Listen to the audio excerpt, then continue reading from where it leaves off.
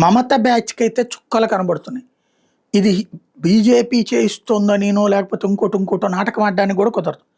BJP ఎమ్మెల్యేలు ఎవరి పని ఆడు చేసుకుంటున్నాడు. బీజేపీ ముఖ్యమంత్రి ఎవరి పని ఆయన చేసుకుంటున్నారు. మంత్రులు వాళ్ళ పని వాళ్ళు చేసుకుంటున్నారు. రోజు మమతా బెనర్జీకి కౌంటర్లు ఇస్తా ఆవిడ ఆడే రాజకీయ డ్రామాకి ఎక్కడా నడవట్లేదు. అది మమతకి పెద్ద సమస్య.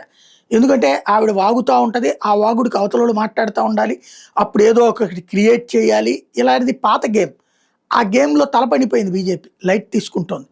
మెయిన్ ఇష్యూ ఏంటంటే మొన్న అభిషేక్ బెనర్జీ, నిన్న కళ్యాణ్ బెనర్జీ కొట్టింది సొంత పార్టీ కార్యకర్తలు అవుతున్నారు. వీళ్ళు డబ్బులు వసూలు చేసింది, ఆడవాళ్ళని లాక్కొచ్చింది సొంత పార్టీ వాళ్ళేనట. ఇది పెద్ద సమస్యగా మారుతోంది. దీంతో ఏం చేయాలో అర్థం కాక తలపట్టుకుంటున్నటువంటి పరిస్థితి మమతా బెనర్జీ. జనం కొడుతున్నారన్నది జనానికి అర్థమైంది, ప్రపంచానికి అర్థమవుతోంది. ఐఎన్డిఏ ద్వారా ఏదో కాసేపు హడావిడి చేద్దాం అనుకుంటుంది. ఐఎన్డిఏ మొన్నటిదాకా ఏమంది, నేనే ప్రధానమంత్రి అంది.